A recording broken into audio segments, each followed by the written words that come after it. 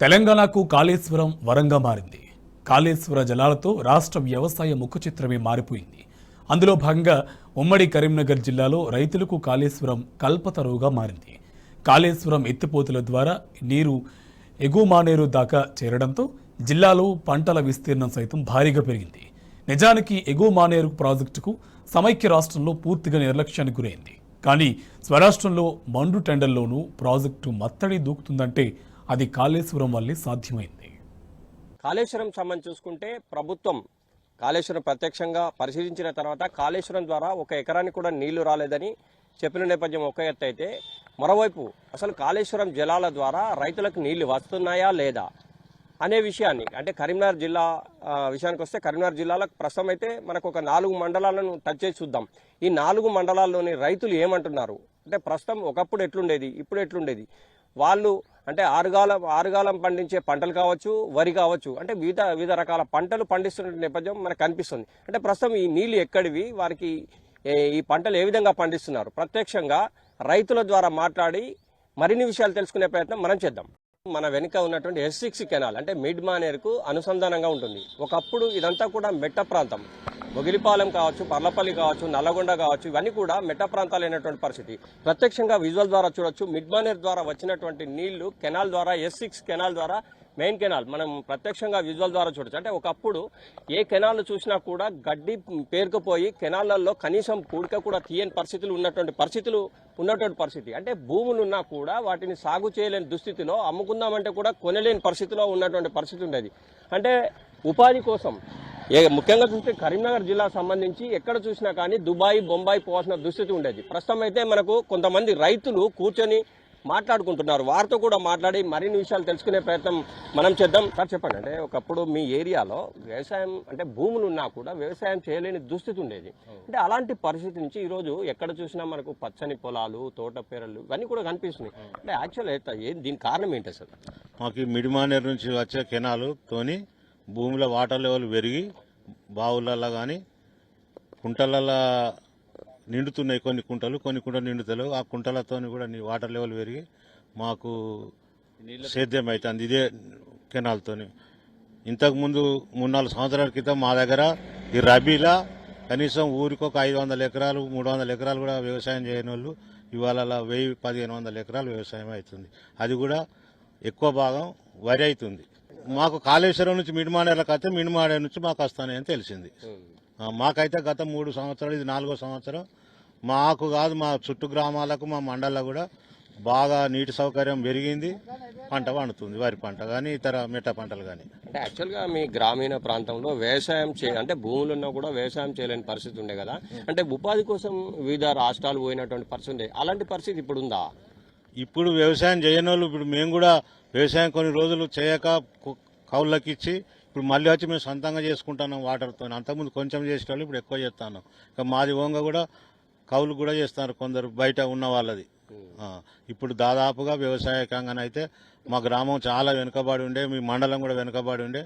ఇప్పుడు చాలా ఎక్కువ, అంటే ఇక ఒక కొన్ని రెట్ల పైన పంట వస్తుంది. ఎవరైనా భూములు కొనాలంటే కూడా కొనలేని పరిస్థితి ఉండేది. కానీ ఇవాళ ఎక్కడ చూసినా కూడా మీకు వాటర్ ఫెసిలిటీ కనిపిస్తుంది, భూములలో పచ్చని పంటలు కనిపిస్తుంది. యాక్చువల్లీ ఎట్లా సాధ్యమైంది?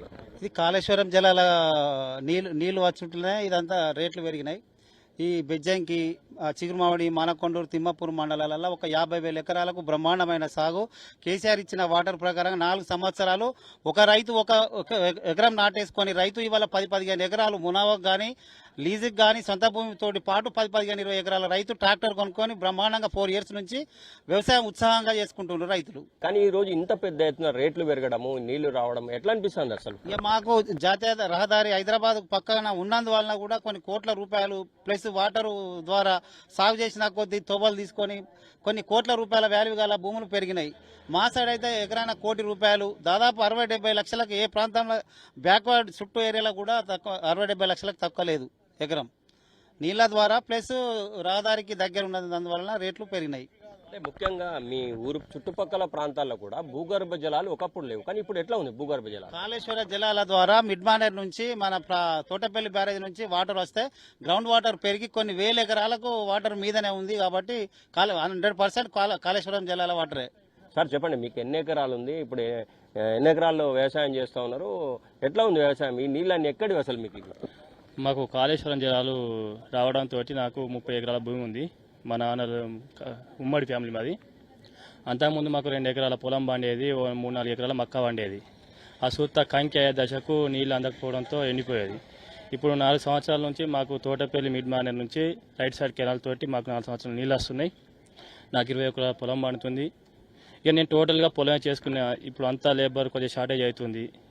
అంటే మీరేమో 2 ఎకరాలు వేసినా ఒకప్పుడు నీళ్లు లేక అని చెప్తున్నారు, ఇప్పుడు 40 ఎకరాలు అంటున్నారు. అసలు మరి కాళేశ్వరం నీళ్ళే రాలేదని కొంతమంది అంటే కొంతమంది అంటున్నట్టు పరిస్థితి. దానిపై మీరేమంటారు? అది అంతా వాస్తవం. కాళేశ్వరం నీళ్లు 4 సంవత్సరాలు ఇస్తుంది. ఇప్పుడు వచ్చే ప్రజెంట్గా ఈ సంవత్సరంతో 4వ సంవత్సరం. నల్లగొండ రెవెన్యూ గ్రామ పంచాయతీలో మక్తపల్లె విలేజ్లో ఇప్పటికీ 500 ఎకరాల సాగు జరుగుతుంది కాళేశ్వరం నీళ్ళతోటి. అవన్నీ ప్రతిపక్షంతో వచ్చే పుకార్లు అవన్నీ అవాస్తవం. దాన్ని మేము ఖండిస్తున్నాం. అంటే ముఖ్యంగా మీరు 40 ఎకరాల ఆసామై ఉండి కూడా అంటే ఆ రోజు 2 ఎకరాలు వేసి వాళ్ళ 40 ఎకరాలు వేసి అంటే ఈ రోజు ఈ స్థాయికి రావడం, భూగర్భ జలాలు ఎట్లా ఉన్నాయి, అసలు బోరింగ్లు వేసి బోర్లా పడ్డటువంటి రైతాంగం చాలా మంది ఉన్నారు. అంటే ఇప్పుడు వ్యవసాయ భూములకు రేట్లు ఎట్లా ఉన్నాయి అసలు? ఇప్పుడు కాళేశ్వరం నీళ్ళతోటి వ్యవసాయ భూములకు ధరలు పెరిగినాయి.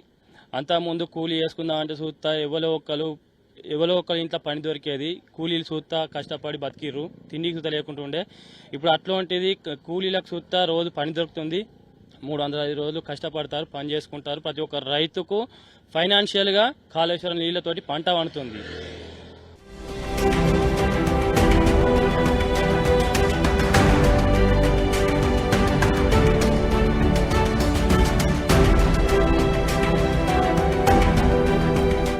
ఒకప్పుడు వ్యవసాయం చేయాలంటే చాలా కష్టమైనటువంటి పరిస్థితి ఉండేది. ఎందుకంటే బోరింగులు వేసి బోర్ల పడ్డ రైతన్నలు కొంతమంది అయితే కనీసం చెరువులుండి కూడా నీళ్ళు లేని దుస్థితి కొంత ఉండేది. మరోవైపు చెరువుల్లో పూడికలు లేక చాలా కష్టపడ్డటువంటి ఇబ్బంది పడ్డ రైతులు ఎంతో మంది ఉన్నారు. అంటే ముఖ్యంగా మనకు రైతాంగము ఈరోజు మనం ఎక్కడ చూసినా కూడా ఒక గ్రీనరీ కనిపిస్తుంది. అంటే దానికి గల కారణం ఏంటి, ఒకప్పుడు ఎట్లా ఉండేది, ఇప్పుడు ఎట్లా ఉండేది? ఇంకొక రైతు కూడా ఉన్నారు, వారితో కూడా మాట్లాడించి మరిన్ని విషయాలు తెలుసుకునే ప్రయత్నం మనం చేద్దాం. సార్ చెప్పండి, ఒకప్పుడు వ్యవసాయం చేయాలంటే చాలా కష్టమైనటువంటి, వ్యవసాయం దండుగానే చెప్పినటువంటి పరిస్థితి కూడా ఉండేది. కానీ ఈ రోజు ఇంత పెద్ద ఎత్తున వ్యవసాయం చేస్తున్నారు. ఈ నీళ్ళు ఎక్కడివి, ఇదివరకు ఎట్లుండే, ఇప్పుడు ఎట్లుంది? ఒకప్పుడు పూర్తిగా మొగిలిపాలెం, నల్లగొండ, పర్లపల్లి, మన్నెంపల్లి, మల్లాపూర్ పూర్తిగా మెట్ట ప్రాంతంగా పేరొందిన ప్రాంతం ఇదంతా. కేసీఆర్ గారు కెనాల్ రూపొందించిన తర్వాత mid Maner to Thotapalli to మాకు ఈ కెనాల్ ద్వారా సమృద్ధిగా నీళ్ళంది పాడి పంటలు వరితోని సుభిక్షంగా ఉంటున్నాము. గత కెనాల్ రాకముందు చూసుకుంటే మేము ఆరుతడి పంటలతో కూరగాయలు, మొక్కజొన్న, చిన్న ఆరుతడి పంటలు వేసుకొని ఏదో జీవనం కొనసాగిస్తూ బ్రతికే వాళ్ళం. అదే ఇప్పుడు ఒక్కొక్క రైతు చిన్నకారు రైతు అయినా 5 ఎకరాలకు తక్కువ పొలము వరి సాగు చేస్తున్నాము. మిగతా అన్ని పంటలు సమృద్ధిగా, కరెంటు కూడా సమృద్ధిగా ఉంటుంది. అన్ని పంటలు సమృద్ధిగా సాగు చేస్తున్నాం. అంటే ఒకప్పుడు మీరు ఎన్ని ఎకరాల్లో వ్యవసాయం చేసేది, ఇప్పుడు ఈ జలాలు కాళేశ్వరం జలాలు వస్తున్నాయని చెప్తారు కదా, ఆ వచ్చిన నీళ్లతోటి ఇంకా ఏమైనా స్థిరీకరణ ఇంకా మీకు ఏమైనా పెరిగిందా అసలు? నేను ఒకప్పుడు 5 ఎకరాల వ్యవసాయం చేసేది. ఆరుతడి పంటలు, కూరగాయలు, మొక్కజొన్న, పంతి ఒకటే వర్షాభార ఆధారం మీద చేసేది. లేకుంటే బోర్లు, లేకుంటే బావిలు తవ్వుకొని ఏదో జీవనోపాధి గడిపించుకునేది. అదే ఇప్పుడు మొత్తం వరి, ఆరుతడి పంటలు కాకుండా మొత్తం సమృద్ధిగా వాటర్తో పండే పంటలు చాలా ఎక్కువగా పండిస్తున్నాము. 5 ఎకరాలు కాకుండా ఇంకొక 5 ఎకరాలు కౌలుకు తీసుకొని 10 ఎకరాలు సంతోషంగా జీవనం కొనసాగిస్తున్నాను. అంటే ముఖ్యంగా మీ ఏరియాలో టోటల్గా ఎంతవరకు, అంటే అప్పటికి ఇప్పటికి ఎంత పెరిగింది వ్యవసాయం? మా ఏరియాలో ఒకప్పుడు రాళ్ళు, రప్పలు, గుండ్లు అవన్నీ ఆరుతడి ఒకటే పంట ఒక వర్షాకాలమే చేసుకునేవారు. మిగతా ఏసంగికి వచ్చేసరికి అసలు సాగు చేసేవారు కాదు. ఇప్పుడు ప్రతి ఒక్క హెక్టార్ కూడా మిగిలియకుండా ప్రతి ఒక్కరు సాగు చేస్తున్నారు. చాలా రైతులు సంతోషంగా ఉన్నారు. అంటే ఇది మొత్తం మీద అంటే తనకున్నటువంటి వ్యవసాయమే కాకుండా మిగతాది కౌలు కూడా తీసుకొని కాళేశ్వరం జలాలు రావడం వల్లే నేను ఈ వ్యవసాయాన్ని ఇంకొద్దిగా ఎక్కువ అభివృద్ధి చేశాను. మా వద్ద అంటే ఇప్పటికే తోటలు కావచ్చు, వ్యవసాయం కావచ్చు, ప్రతి ఒక్కరు కూడా కాళేశ్వరం జలాలు